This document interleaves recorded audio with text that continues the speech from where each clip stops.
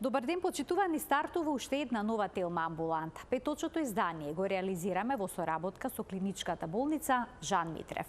Денеска ќе зборуваме за радиолошката диагностика кај болестите на рбетот. Гостинка во студиото ни е доктор Елена Пижула, специјалист по радиодиагностика во клиничката болница Жан Митрев.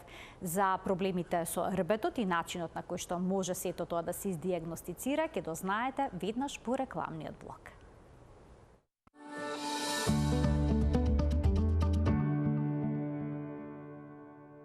Радиолошката диагностика на болестите на рбетот. Денеска разговараме со доктор Елена Пижула, специјалист по радиодиагностика во клиничката болница Жан Митрев. Докторке, добре ни дојдовте во студиото на Телма и добар ден. Добар ден, благодарам на поканата и ги поздравувам гледачите на Телма телевизија. Како изгледа здравиот рбетен столб? Рбетниот столб представува една комплексна структура која му овозможува стабилност и мобилност на човековото тело. Се состои од 33 коски кои се наречени пршлени и служи како столб, но и воедно го заштитува рбетниот мозок кој представува дел од централниот нервен систем. Кога го гледаме рбетниот столб од напред, ќе забележиме дека тој има форма на една права линија. Меѓутоа, доколку го посматраме од страна, ќе видиме дека тој има форма на буквата S. Зошто е тоа така? Бидејќи поседува три физиолошки кривини кои служат за правилна прераспределба на телесната тежина. Тоа се цервикалната лордоза, торакалната кифоза и лумбалната лордоза. Во составот на рбетниот столб влегуваат пршленските тела. Пршленските тела се поделени во неколку сегменти. Најгорниот сегмент е вратниот сегмент, кој представува и најфлексибилен, најмобилен дел од рбетниот столб, бидејќи во предел на првиот и вториот вратен пршлен се вршат движењата како што се флексија, екстензија и ротација на главата и вратот. Значи вртење. Така, во различни насоки. Така. Меѓутоа, следниот дел, кој е најдолг дел на рбетниот столб, тоа е торакалниот сегмент, кој е составен од 12 пршленски тела, но е поригиден. А зошто е таа ригидност? Бидејќи тој се зглобува со ребрата од задната страна и од предната страна ребрата се зглобуваат со градната коска, при што се формира торакалната шуплина со која се заштитуваат торакалните органи кои се наоѓаат во неа. Градните всушност. Градните органи, така. Понатаму продолжува торакалниот сегмент со еден лумбален сегмент кој е составен од 5 пршленски тела и овој сегмент го носи најголемиот притисок на тежината на телото и затоа е и највеќе изложен на дегенеративни промени, односно оштетувања, и понатаму лумбалниот дел продолжува со една се нарекува сакрална коска која е составена од споени 5 пршленски тела. Улогата на сакралната коска е да го спои рбетниот столб со карличниот појас, значи коските од карличниот појас. И понатаму завршува со еден дел наречен кокцигиален дел, односно опашка, која носи тежината при седење. Помеѓу секој пршлен се наоѓа интервертебрален диск. Интервертебралниот диск служи како амортизер, значи ги ублажува, ги контролира, ги балансира ударите и притисоците кои ги добиваме при движењето и другите положби, но исто така служи и за намалување на триењето помеѓу две пршленски тела. Тоа е составено од два дела. Значи надворешен прстен, наречен анулус фиброзус, и внатрешно меко јадро, наречено нуклеус пулпозус. Исто така тука во составот на рбетниот столб влегуваат и меките елементи, како што се тетивите, мускулите и лигаментите, кои дополнително го зајакнуваат рбетниот столб, му даваат една исправена положба наспроти силите на гравитацијата. Вела дека седичкиот начин на живот, современиот животен стил има погубно влијание врз здравието на рбетот. Зошто е тоа така? Дегенеративните заболувања кои настануваат во рбетниот столб се едни од најраспространетите заболувања и можеме слободно да кажеме дека представуваат епидемија на модерниот начин на живот. Инаку, дегенеративниот процес сам по себе представува еден нормален процес на старење, како што ни старее кожата, косата, така стареат и структурите на рабетниот столб. Меѓутоа, најчестата состојба која настанува тоа е спондилозата. Спондилозата настанува уште во околу 30-та година од животот. Значи, почнува тој дегенеративен процес во самото меко јадро на интервертебралниот диск. Што се случува? Во мекото јадро, кое е составено 80% од вода и е една желатинозна маса, со тек на времето ја губи таа вода, значи станува дехидрирано и како резултат на таа дехидратација не може да ги ублажи ударите и притисоците кои ги поднесува рабетниот столб, понатаму прогредира во една состојба на дегенерација, така да значи мекото јадро може комплетно да се изгуби, да исчезне, да, и во тој простор, да се намали многу просторот и во тој простор тогаш велиме, например, го гледаме на рентгенската слика како еден вакуум феномен. Но во овој процес на дегенерација влегуваат, значи учествуваат и околните коскени и мекоткивни структури. Значи, што можеме да забележиме? Во еден процес на спондилоза настанува пролиферација на така наречени трнести израстоци, остеофити, околу циркумференцијата на пршленското тело. Ајде, објаснете го што значи тоа. Има некои шилци што ги нарекуваат? Шилци, да. Така? Тоа се шилци, ние ги нарекуваме остеофити. Тоа се коскени трнести израстоци на местото на лигаментите. Тоа се понатаму настанува хипертрофија, односно зголемување на лигаментите кои влегуваат во состав на рабетниот столб. Сега, кога имаме еден вака изменет сегмент, значи од рабетниот столб, тогаш велиме дека тој сегмент е спондилозно изменет и е нестабилен. Имаме тука и фотографии кои што всушност ќе го илустрираат сето тоа, овој проблем кој што е видлив на рентгенска снимка, ако не се лажам. Тој процес е видлив бидејќи рентгенската слика ни дава одлични податоци за овие промени, бидејќи коскената структура комплетно го абсорбира рентгенскиот зрак и како резултат на тоа коскените структури стануваат многу видливи на една обична рентгенска слика. Претпоставам дека ова е првата фотографија, односно втората што можеме да видиме. Ова е слика од магнетна резонанца. Ова е веќе магнет. Да, од магнетна резонанца. Меѓутоа можеме да видиме, да ги видиме тие субхондрална склероза во предел на покривните плочи на пршленските тела, како и остеофити. Тоа е една типична слика на спондилоза во предел на... Какви симптоми имаат пациентите кога ќе дојдат кај вас и да побараат, да речеме, снимка рентгенска или пак магнетна резонанца? Овој процес, бидејќи е нормален и дегенеративен процес на нормално старење на коската, не мора секогаш да боли. Може да нема симптоми. Значи, ние најчесто пациентот може да дојде за друго испитување и ние тоа најчесто го запишуваме во радиолошкиот како случаен наод. Да, може да има изразени спондилозни промени, меѓутоа да нема болки. Во моментот кога ќе почувствува болка, тогаш се прават дополнителни испитувања, се диагностицира и понатаму и се лекува проблемот. Кога тој процес, зошто е тоа така? Затоа што паравертебралната мускулатура, кога настануваат овие промени, кога имаме еден нестабилен сегмент зафатен со спондилоза, се обидува да ја компензира, значи со своите компензаторни механизми, овој процес да не доведе до болка. Меѓутоа, кога ќе попушта тие компензаторни механизми, тогаш и навидум еден обичен покрет, значи рутинско движење може да доведе до појава на болка, до појава на парестезии, до појава на вкочанетост и таа болка може да ирадира во зависност од кој сегмент е фатен по должината на мускулите. Од што зависи дали кај пациентот ќе биде направена обична рентгенска снимка или пак ќе одберете магнетна резонанца? Па вака, доколку се работи за постарата возрастна популација, најчесто прегледот го започнуваме со една обична рентгенска слика.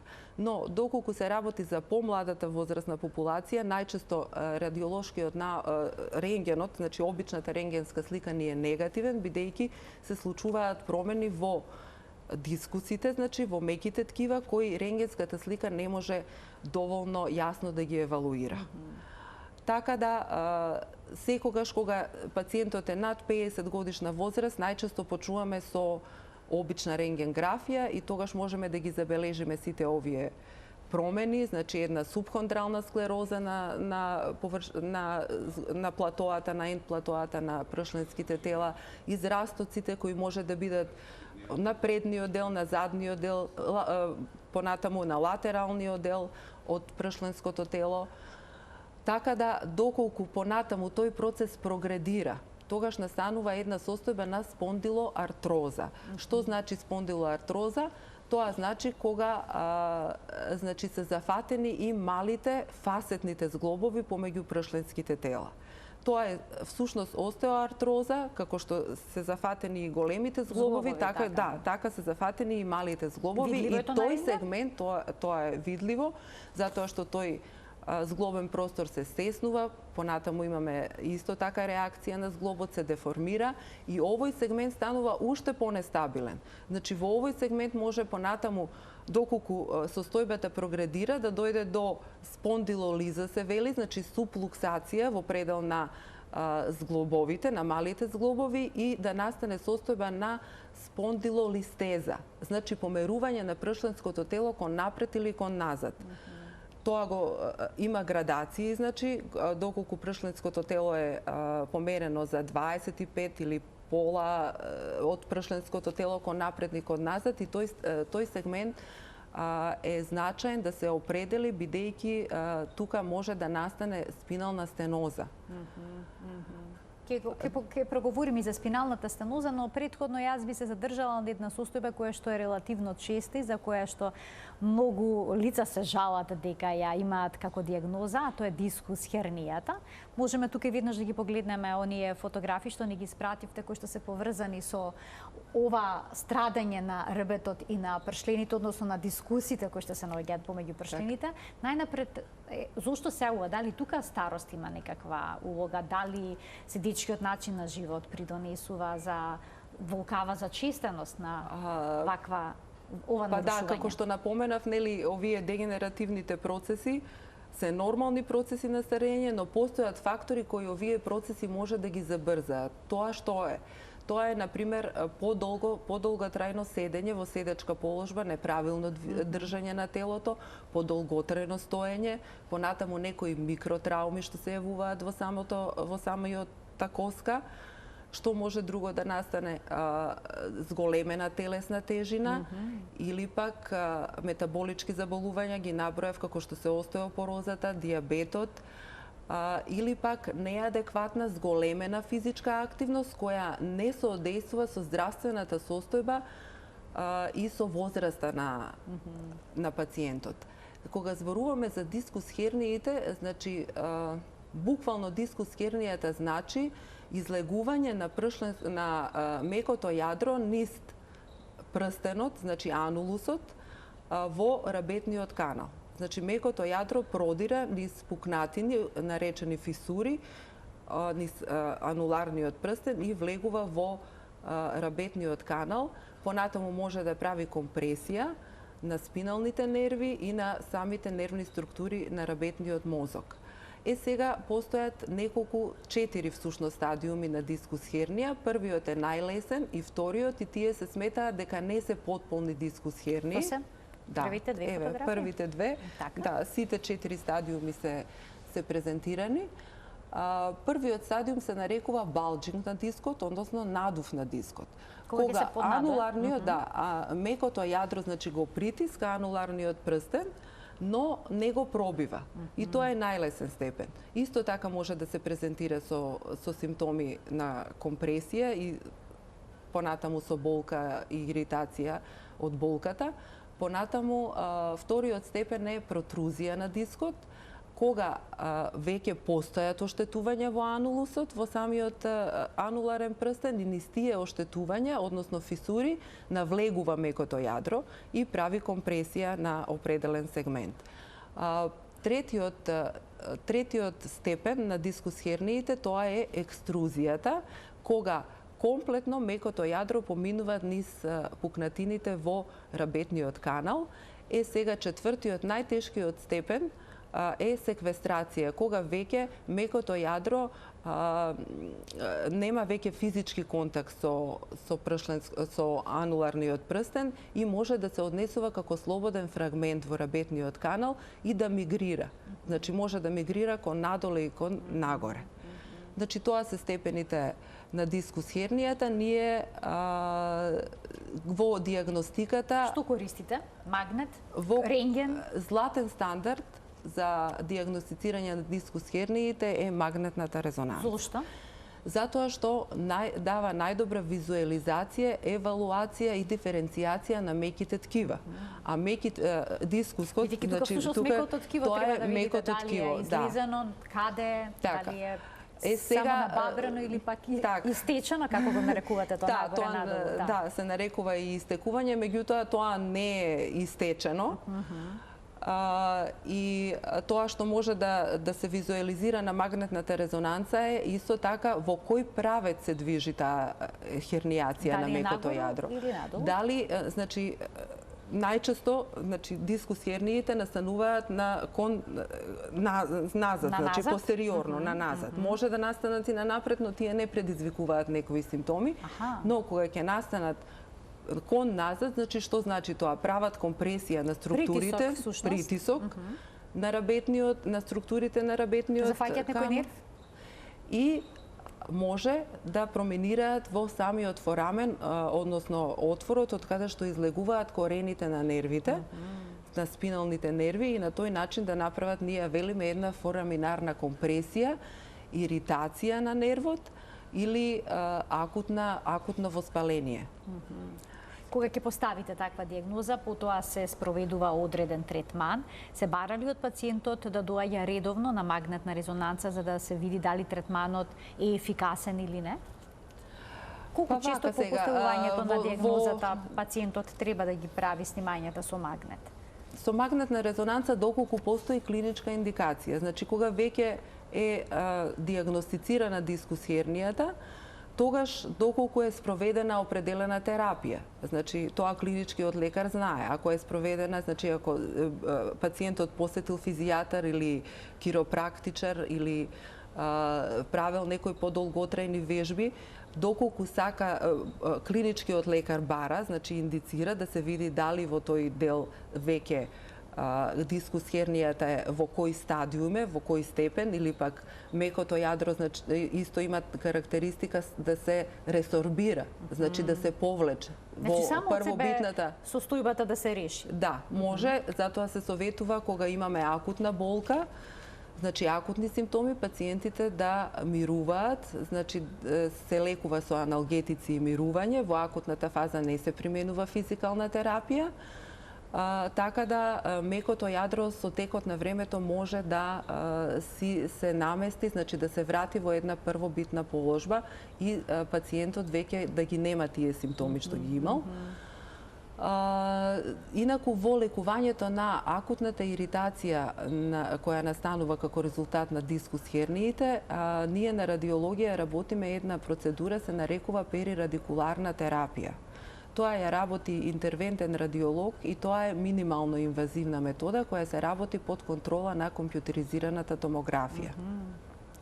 Значи пациентот легнува на стомак, се определува точно во милиметар полето каде што треба да се инектира определен лек, најчесто е тоа анестетик во комбинација со кортикостероид, и со една подолга игла се навлегува во близина на коренот на нервот, се аплицира таа содржина и понатаму се покажало во пракса дека многу поволно делува на пациентите кои имаат фораминарна, односно радикуларна компресија на нервот. Доктор, ке само да ги поканим и гледачите да се вклучат во денешната Телма амбуланта со нивни прашања, почитувани од овој момент емисијата е контактна. Ние продолжуваме понатаму со еден проблем што пред малку го споменавте, а тоа е стенозата. Што е тоа? Какво нарушување тоа? На кој дел од ребетот всушност доаѓа до некакво стеснување, бидејќи стеноза значи стеснување? Така. Самиот збор укажува што всушност значи спинална стеноза. Спиналната стеноза представува стеснување во спиналниот канал. Инаку таа може таму каде што се наоѓа ребетниот мозок? Така, таму каде што се наоѓа ребетниот мозок, но стеноза може да се јави и во предел на форамените, односно отворите од каде што излегуваат и корените на спиналните нерви. Спиналната стеноза може да биде конгенитална и стекната. Конгениталната е поретка спинална стеноза, меѓутоа стекнатата спинална стеноза е многу често ја диагностицираме, а причините кои може да доведат до спинална стеноза се многубројни. Пред се овие сите што ги набројав, значи спондилозата, спондилоартрозата, дискус херниите може да бидат причина за спинална стеноза, понатаму туморите, понатаму некои радикуларни цисти, исто така може да доведат до стеснување на тој простор. Значи, кога ќе се... Исто така, еве сега сакав да споменам, ќе заборавев спондилолистезата е една од причините, честите причини за настанување на дискус, на спинална стеноза. И што е улогата на радиологот? Значи, најчесто на магнетна резонанца се поставува таа диагноза. Улогата е да ја види ширината на епидуралната врекичка. Значи, на дуралната врекичка, колку е ширината, да ја измери, да ја локализира, да го најде проблемот, зошто настанало, која состојба довела до спинална стеноза, да направи определени мерења и да ја постави диагнозата во смисла дали спиналната стеноза е релативна, апсолутна или критична спинална стеноза. Кога доаѓа до состојба на критична спинална стеноза, тогаш спиналниот канал изнесува од 2 до 3 милиметри и таа состојба најчесто бара и хируршка интервенција. Додека пак релативните и апсолутните спинални стенози може да се лекуваат конзервативно. Така, доктор, значи, да, повелете, завршете го. Симптомите кои ги дава спиналната стеноза, тоа се обично пецкање. Значи, ако се јавува во цервикалниот дел на ребетот, или пак најчесто се јавува во цервикалниот дел на ребетот, но може да се јави и во лумбалниот дел, симптомите кои ги дава оваа спинална стеноза, тоа се еден вид на пецкање по должината на екстремитетите, на рацете и на нозете, стапалата исто така, шаките, понатаму вкочането здава и отежнато одење. Значи, пациентот кога оди, исто така е и нарушен балансот, односно рамнотежата при одење. Кога ќе седне, тие симптоми се смируваат. Така да, кога многу е напредната, кога веќе имаме и критична спинална стеноза, тогаш може да дојде и до дисфункционалност на цревата и на бешиката. Значи, нивна неправилна работа. Бајца гледачи очекуваат да се вклучат во денешната емисија. Добар ден за првиот од нив. Добар ден, ве слушаме, повелете. Ало, добар ден. Повелете. Добар ден, поздрав до студиото, до докторката. На 70 годишна возраст сум, со години имам вратна спондилоза, гонартроза на колена, нрвет, искривена кичма и така. Дури и на колената имам така да тешко се движам. Ставав инjekција, доктор Камнар рече дека артрум инjekција да ставам во колената. Ја платив скоро цела пензија, меѓутоа уште полошо ми беше и така. И овако плазма ставав, меѓутоа не помогна ништо. Сега ме интересира, имам вратна спондилоза со години, па 2 месеца скоро имам вртоглавица. Може ли од овај спондилозата да се јави при легнување, при станување?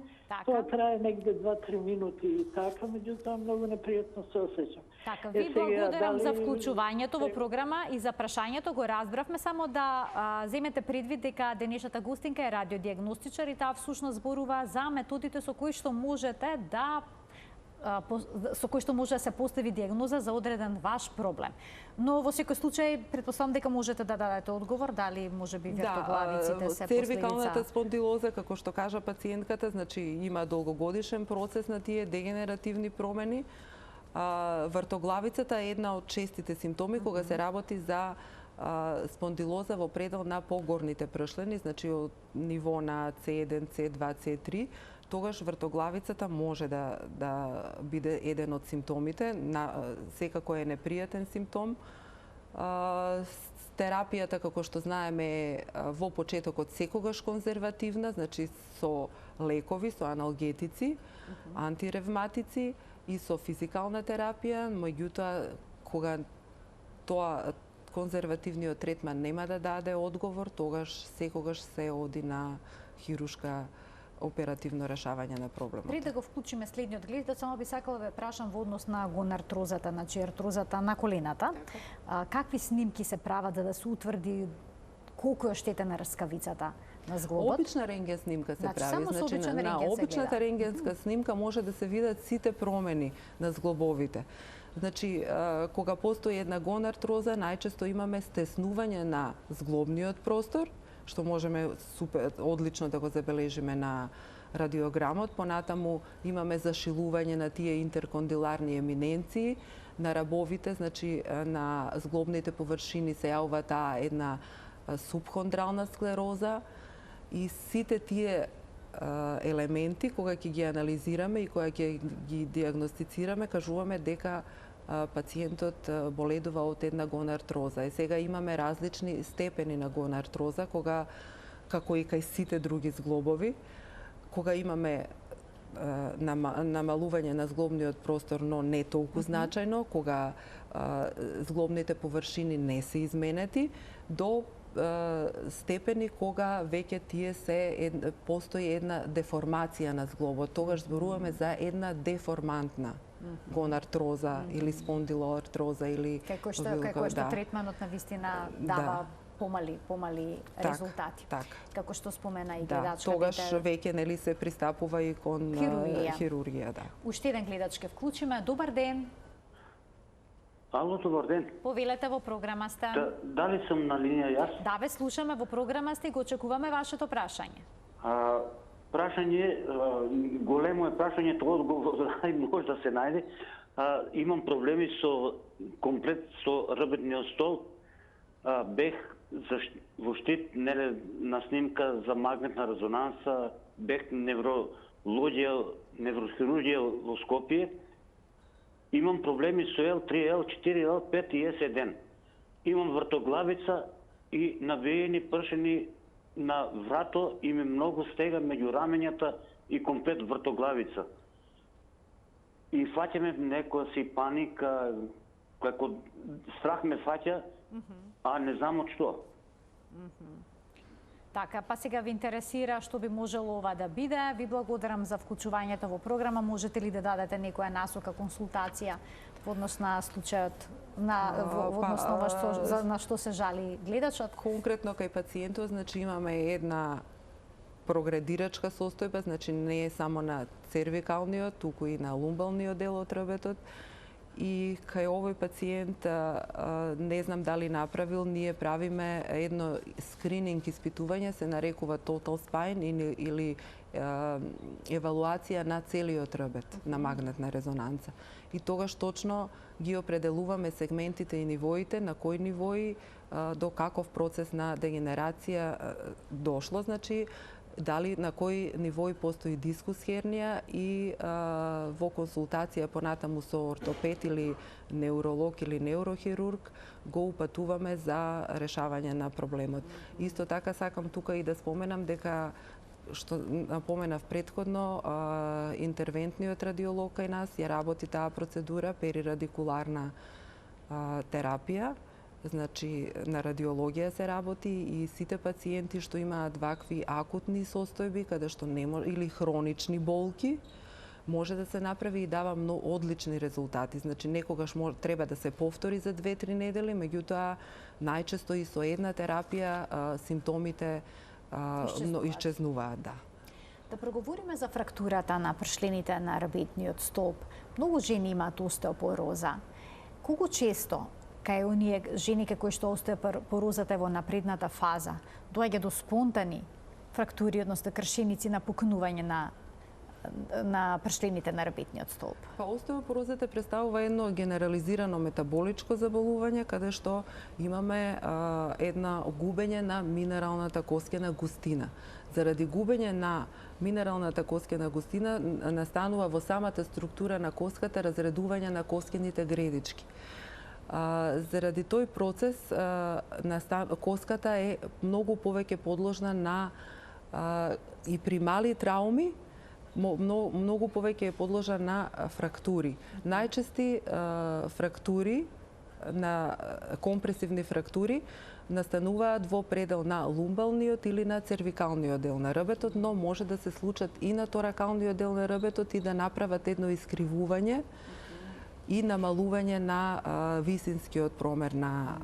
Значи, кога жените некогаш велат дека се смалиле, им се намалила висината, капутот им станал голем, тоа не е случајно? Не е случајно, значи многу често ние и како случаен аут ги откриваме на радиологија, компресивни фрактури на остеопоротични... Може да не ги почувствуваат воопшто? Па, ако настанува секој процес што не настанува нагло, значи исто и дегенеративните промени, значи тие не настануваат нагло и затоа тие болки постепено се јавуваат, значи. Додека кај трауматските компресивни фрактури, тогаш имаме една неиздржлива јака болка. Тие настануваат обично како резултат на траума, значи на пат од височина или сообраќајна несреќа и така натаму, тогаш веќе симптомот е многу поизразен, додека кај сите овие дегенеративни промени и остеопорозата исто спаѓа во еден процес на нормално старење на коската, како и овие другите спондилозни и спондилоартрозни промени, тогаш може и да не се забележи во почетокот, кога пршенското тело во голем степен ќе се компримира и доколку прави компресија на значи на ребетниот мозок или на нервите, тогаш пациентката ќе ги почувствува симптомите. Инаку компресивните фрактури, кога ги диагностицираме, многу е важно да видиме во кој дел од пршленското тело настанала компресијата. Доколку настанала во предниот и средниот дел од пршленското тело, тогаш не е толку загрижувачка таа состојба. Меѓутоа, ако е зафатен задниот сегмент може да се, како да кажам, кон позади да се инклузија да направи, односно потискување на структурите на ребетниот мозок и тогаш да даде еден компресивен синдром со сите пропратни симптоми на болка, иредација кон определен дел од екстремитетот и така натаму. Ова видливо е на обична рентгенска снимка? Да. Тоа е видливо, најчесто и така ги диагностицираме. Исто така може да се употребат и други имиджинг методи, нели, за диагностицирање на овој проблем. Најчесто ја користиме и компјутеризираната томографија, ни дава одлични податоци за компресијата на пршленските тела, дали е настаната како резултат на некој друг патолошки процес, значи може да настанат и како резултат на инфилтрација, значи од тумори. И тогаш зборуваме за патолошка фрактура, значи компресивните фрактури така и ги делиме на трауматски, на компресивни настанати заради остеопороза и како патолошки фрактури кои настанале како резултат на некој туморски процес кој може да биде примерен или секундарен. Примерните се поретки, секундарните промени во пршленските тела за жал се почести и некогаш исто и тоа може да биде случаен аут или пак целно да ги бараме промените. Например, ако постои карцином на дојката или карцином на простатата, најчесто во поодминатата фаза од болеста даваат секундарни депозити ги велиме или метастази во самите пршлени, во скелетот. Значи ги гледаме како едни остеолитични или остеосклеротични зони. Тие може да се видат убаво и на рентгенската снимка, меѓутоа подобро може да се видат со компјутеризираната томографија. Уште еден гледач очекува вклучување во денешната Телма амбуланта, да го слушнеме со прашање. Добар ден. Јас ќе го замолам гледачот веднаш да го намали тонот на телевизорот, бидејќи што туку слушнав ехо. Добар ден за него. Уште една можност ќе му дадеме на гледачот да се вклучи, бидејќи малку почека. Добар ден за него. Добар ден. Повелете. Поздрав до Телма амбуланта, до докторката и до водителката. Ви благодарам. Кој е вашето прашање? Имам 63 години. Така? 2014 и 2018 бев на физикална во Скопје и имав доста подобрување. Меѓутоа ова година подобрувањето беа те минимални. Пред месец дена направих магнетна резонанса со диагноза вика полидископатија со дехидратизација на дискусите на сите нивоа. Баш. Која би била препораката за понатамошно лекување? Така, ви благодарам за вклучувањето во програм и што значи всушност оваа диагноза, доктор? Така.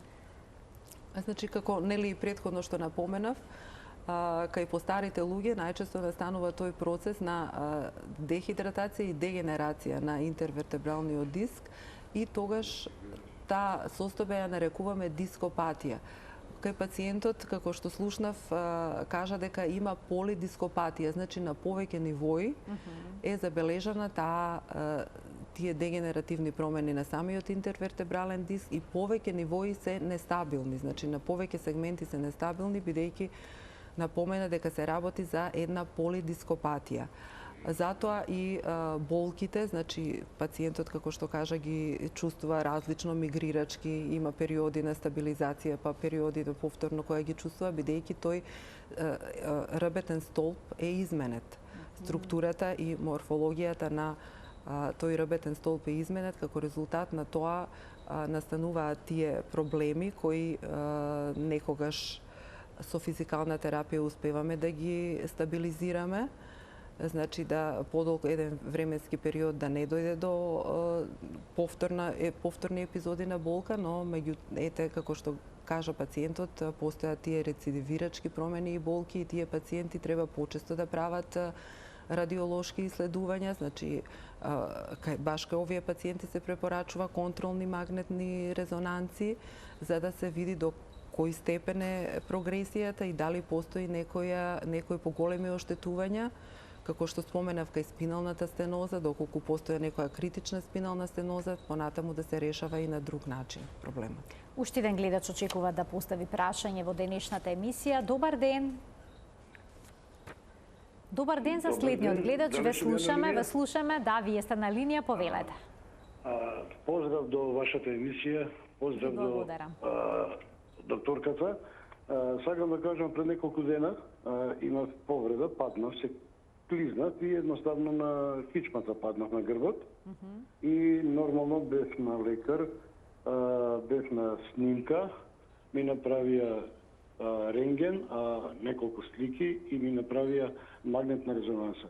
Од тие испитувања докторите во градска болница ми дада диагноза, можам да прочитам, овака, се детектира компресивна фрактура на корпусот на L1 со импактација на редукција на краниодалниот диаметар до 18 мм во медијална третина, што значи напукната L1 тоа и уште еден наод од радиодиагностичкиот наод е скелетот на левиот хемиторакс не е травматски изменет, редуциран краниокаудален диаметар на корпусот на L1, редуциран ИВ просторот измеѓу L5 и S1, коска троза на левиот колкминајдо со редуциран артикуларен простор, маргинална склероза на лев ацетабулум и иницијална деформација на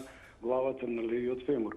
Сега ми препишаа таблети зексомен, таблети омезол и некој гел пластом и нормално намирување, а уз тоа ми дадоа и корсет TLS0, но не ми кажа колку време да го носам тоа. А мирување. Други доктори ми кажуваат дека можам да се движам со корсетот, само да го вадам на спиење. Така, добро, сега вас ви интересира што и како со оваа ваша состојба. Ви благодарам за вклучувањето во програма.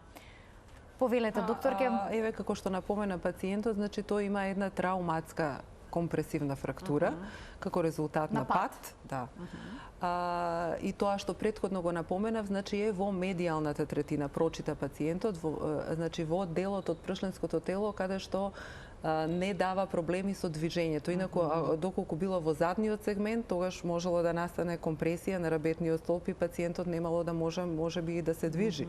Значи имал среќа, значи, да, всушност имал среќа. Така да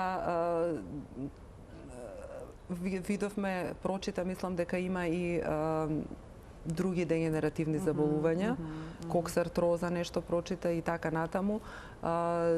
Советот што му го дал лекарот е и корсетот, секако ќе помогнат, но треба да има малку трпение, нели, и да прави редовни контроли на состојбата. Ке требава, претпоставам, да се повтори со снимањето, уште една снимка за да се види како зараснува. Да, сигурно како зараснува, да. Кога еднаш веќе изменето компресивно пршленското тело, тогаш тоа е дефинитивно. Значи тоа никогаш нема да го врати тој висински промер. Никогаш нема да се ја врати првобитната морфологија, значи облик и форма никогаш нема да ја врати, меѓутоа важно е да се сочува функцијата на тој сегмент, нели, да не бидат оштетени нервните структури. Тоа е всушност и целта на сите овие проблеми, и на дегенеративните, и на травматските, и на туморските промени, сите промени е важно да спиналните нерви и нервите, значи рабетниот мозок да биде заштитен, значи да не дојде до оштетување на нервите. Ајде сосема накратко за сколиоза, кифоза и лордоза, нарушувања што обично се јавуваат во текот на растењето.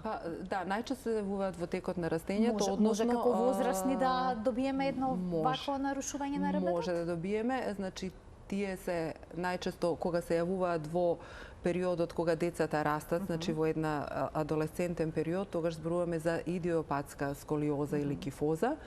Меѓутоа може да се јават и кај постарите особи и тоа како резултат на сите овие промени што ги набројавме, да, како резултат на остеопороза може да дојде до секундарна, значи сколиоза. Кога рабетот има форма на буквата се искривува, да. Кога го гледаме однапред, така?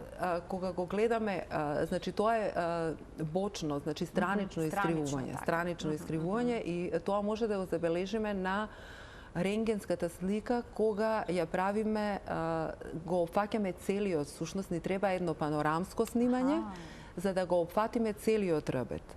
И тогаш сколиозата може да има форма на буквата С, значи С, еднострано избочување и искривување, или може да има форма во облик на буквата С. Тогаш зборуваме за две искривувања. Најчести искривувања се јавуваат во предел на торакалниот и преминот од торакален во лумбален сегмент од рабетот.